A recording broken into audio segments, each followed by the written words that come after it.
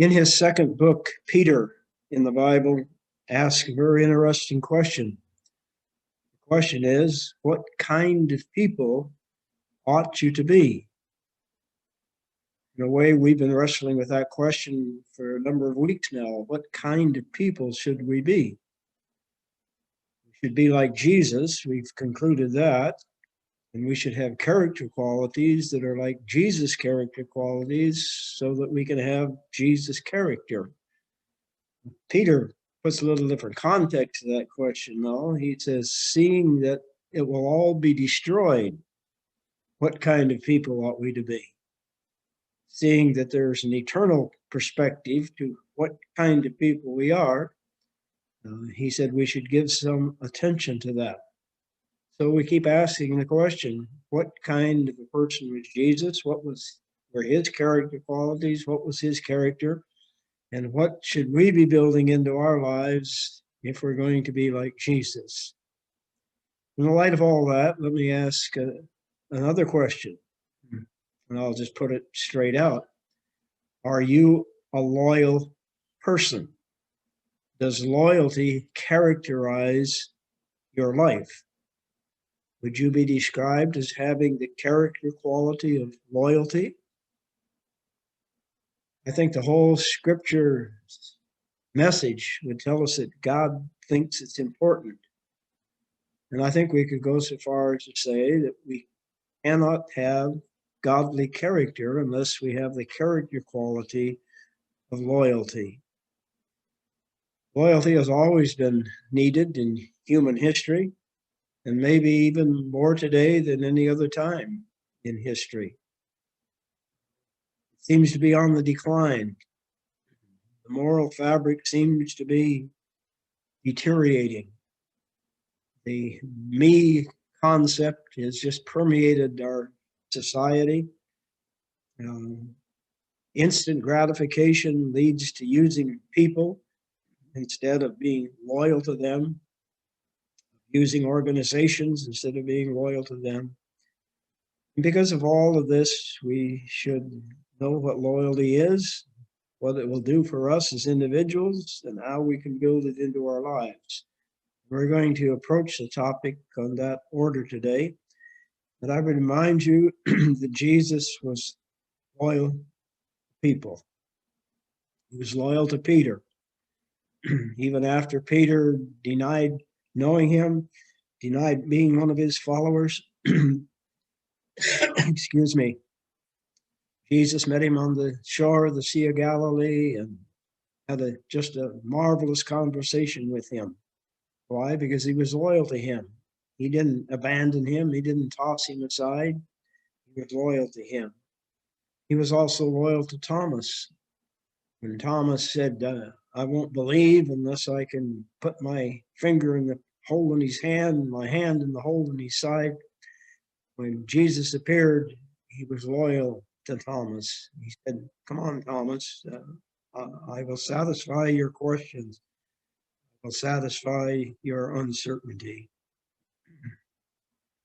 So it's needed. It's needed because we want to be like Jesus. We want to be like people who follow Jesus carefully. So let's take a look at what loyalty is, and then what it will do for us and how we can build it. There's some definitions. I find it good to go and find definitions, dictionaries, and other places. One I found is that loyalty is faithfulness to a person or to an idea or to an organization. It's being faithful, and we stand under obligation to defend or support that person or that organization. Someone else has said devotion, it's devotion to someone regardless of their response. Maybe their response is not really good, but if we're loyal to them, we will have devotion to them. One definition that I really liked comes from Bill Gothard. He said, loyalty is using adversity to confirm my commitment to those whom God has called me to serve. Let me say that one again, give it to us again, and let it resonate in our hearing. Loyalty is using adversity to confirm my commitment to those whom God has called me to serve. Yes, God calls us to serve people, especially, and we need to be loyal to them. What's the opposite of loyalty? Well, if it's equated with faithfulness, then the opposite is unfaithfulness. And unfaithfulness is defined as not observing or keeping promises or the vows that we make. It's not keeping allegiance or duty to someone or some organization. It's violating trust or confidence. Judas is probably the great example of someone who violated the trust Jesus put in him. He was even the treasurer of the apostles, stole money out of the treasury. Then he denied Jesus and sold him for some silver coins. He was unfaithful to one that he had a commitment to. Someone else said that it's exhibiting neglect or treachery where support is due. We're due to support someone or some group of people, and we neglect that, and we could even be treacherous about it.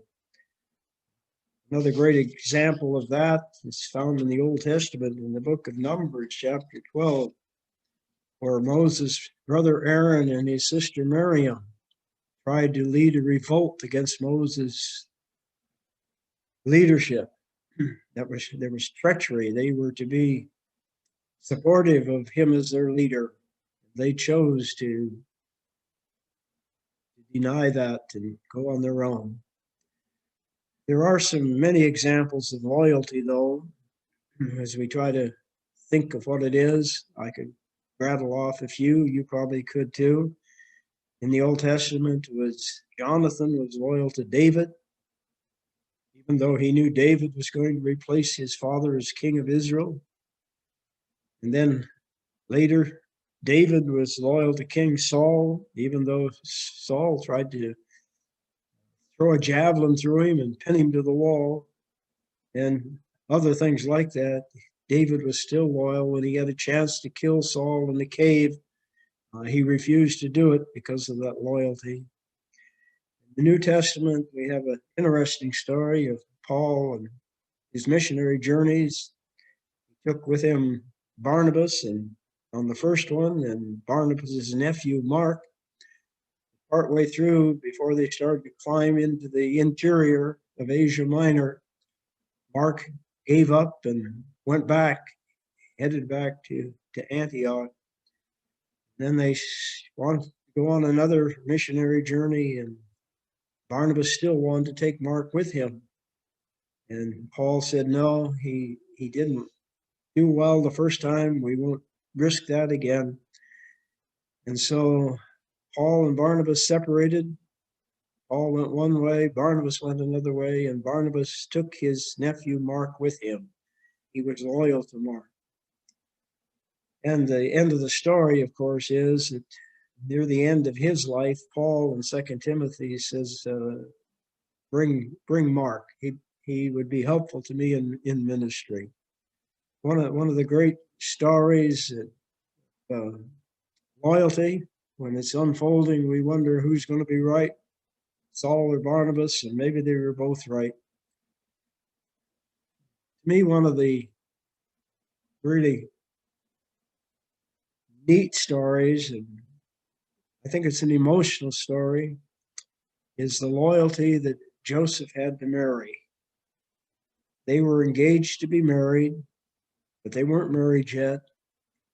And then one day she had to tell Joseph, I would think she told him herself, maybe through someone else, but she was pregnant. What's Joseph going to do? He was thinking about making it as quiet as possible, just not marrying her, sending her back to her family. And then, of course, an angel appeared to him. And when it comes to building loyalty in our lives, that's a good thing to remember. Maybe we can ask angels to come and give us loyalty. And he was loyal to Mary. He took her to be his wife. Another great one, of course, is Esther and the Old Testament and her story in the book of Esther. When the plot was hatched to destroy the Jewish people, she stayed loyal to the Jewish people, and she went in to the king, even though if he had not accepted her, and it was a high possibility because she hadn't been summoned, she could have lost her life. She said, if I die, I die. I'm going to be loyal to my people. So out of all of those stories and out of all of the scripture, let's just think about some of the marks of loyalty. I asked the question, are you a loyal person? Do you have loyalty as a character quality? One of the marks of it would be support for people when they fail. That's love is another way of putting it. In the love chapter in 1 Corinthians 13, it says, love bears all things, believes all things, hopes all things, endures all things. Even when people are wrong. I assume at least that Abraham thought that Lot was wrong. But he stayed loyal to Lot and went and rescued him.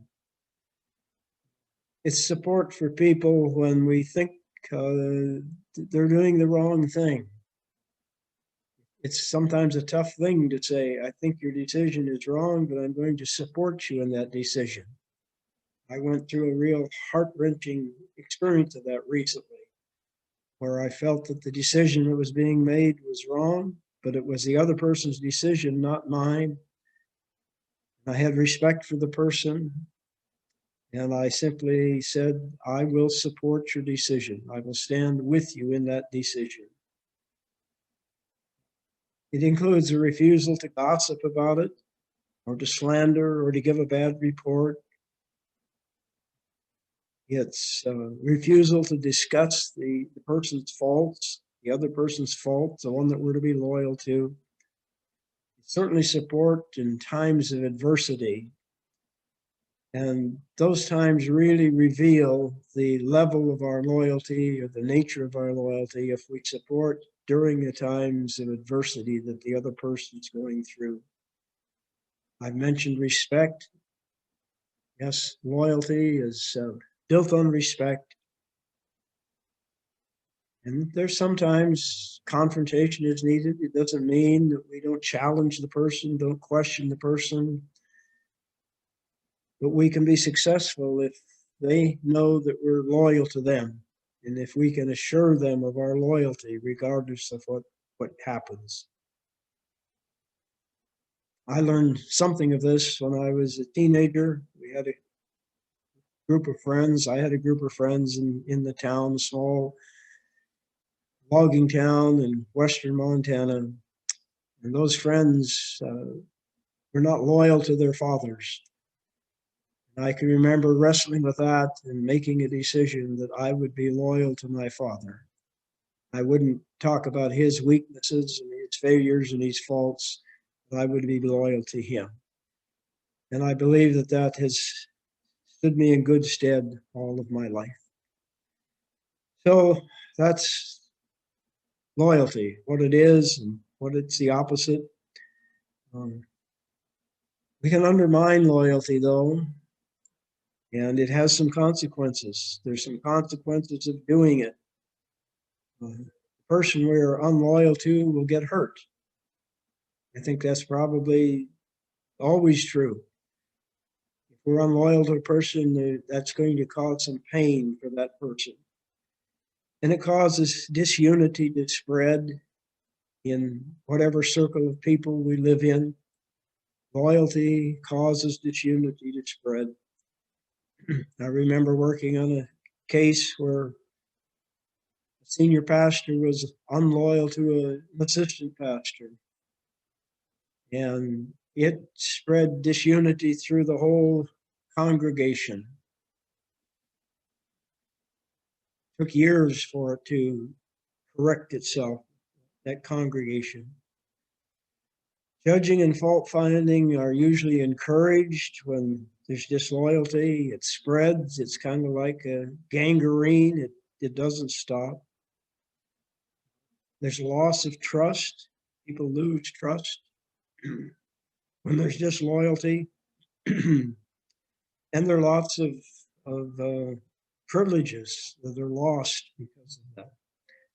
You know, a situation where the parents were very careful and they told their children, we will trust you until you prove to us that you can't.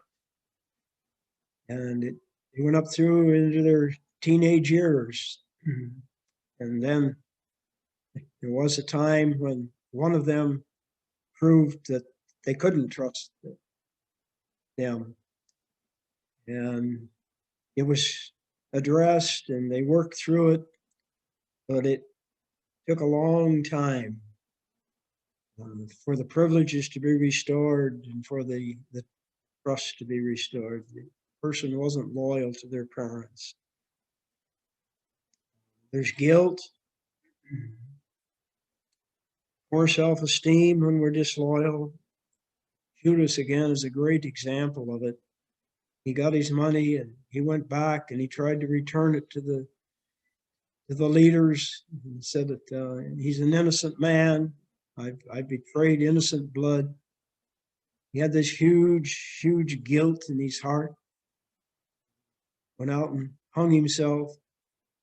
I think that story has probably been repeated more times than we could ever count in the history of the world, of people who have been disloyal and it's come back to haunt them with shame.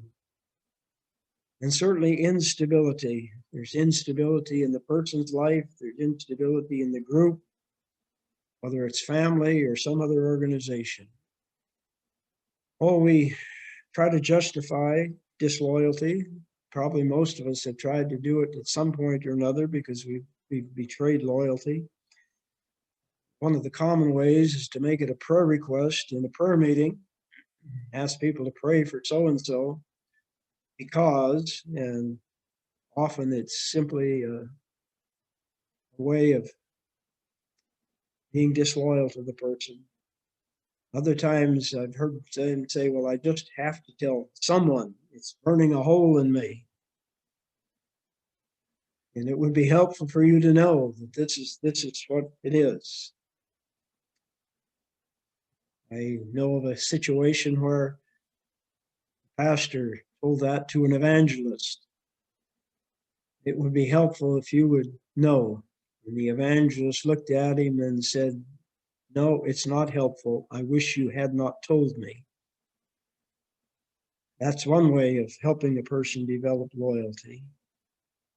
And of course, the big excuse is, well, they were disloyal to me, so I have the right to be disloyal to them. That's revenge, and it always has bad consequences. Well, how do we undertake the building of loyalty, ensuring that we have loyalty and it's a growing loyalty? Let me give you 6 or 7 suggestions. Number one, I would say recognize our responsibility to defend and support certain people. Who are the people that we're especially called to be loyal to? I made a list one time. God is at the top of that list. I am committed to being loyal to God.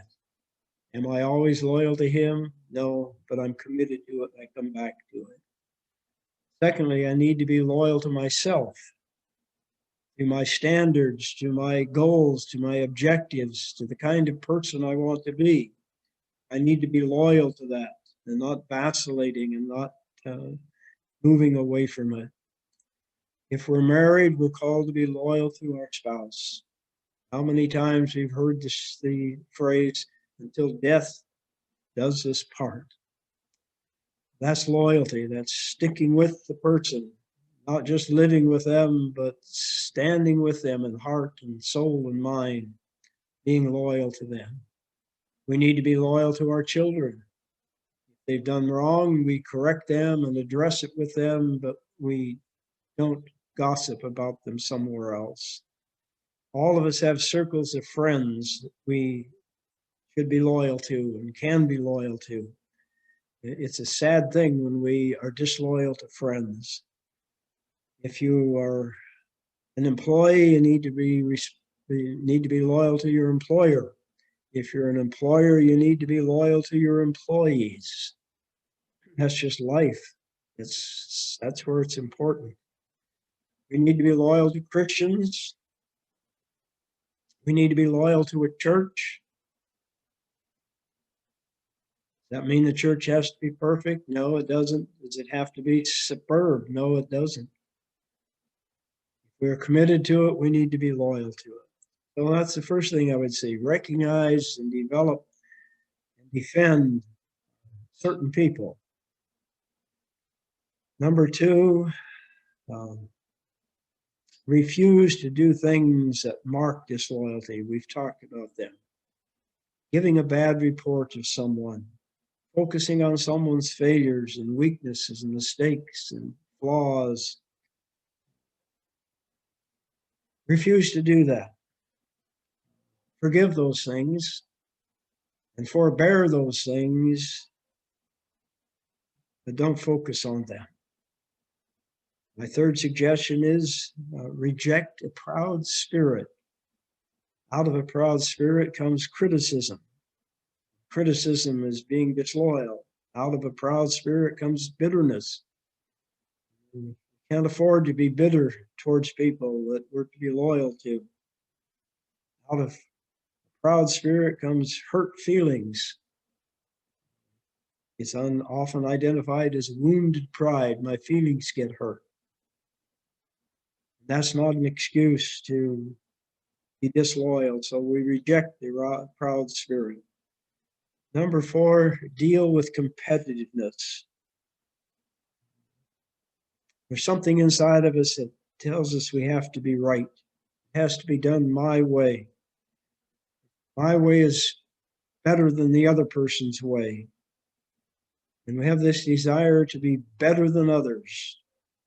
Out of that often comes disloyalty. And if you deal with that competitive spirit, you can build loyalty. The fifth one is guard our tongue. Be slow to speak, quick to hear, slow to speak. Speak to the right persons. If there is something that needs to be addressed, speak to the right person about it. And if you need to speak directly to the person, confront them in love. Accept responsibility to do that. Guard our tongues. Number six, accept our position on the team. Every one of us is on a team of some kind. A family team, a community team, extended family team, maybe even a ball team.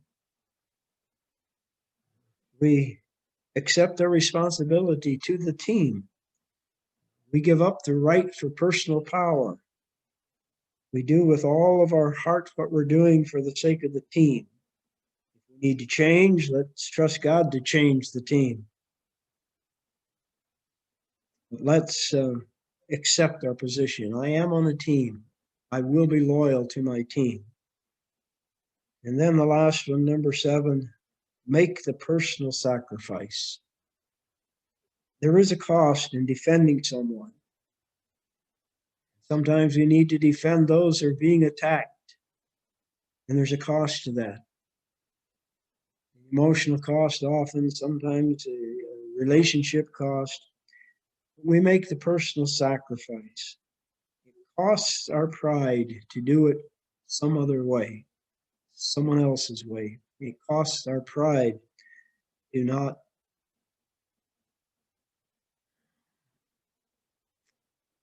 gossip or attack or belittle in some way. So those are the 7 suggestions I would have if you're interested in building loyalty in your life. recognize our responsibility to defend certain people and situations, refuse to do the things that mark disloyalty, reject a proud spirit, deal with competitiveness, guard our tongue, accept our position on the team, and make the personal sacrifice. If you want to be a man or a woman of God, if you want to be someone whose life counts on the long haul, I think I'm right in saying you must build loyalty. It must become a part of the fabric of our life. Jesus was loyal. We can be, by his grace, we can develop loyalty as a character quality. I am sorry that I didn't prepare the questions to add to the end of this, but I will prepare them and get them to Pastor Michael, and you can get the discussion questions from him.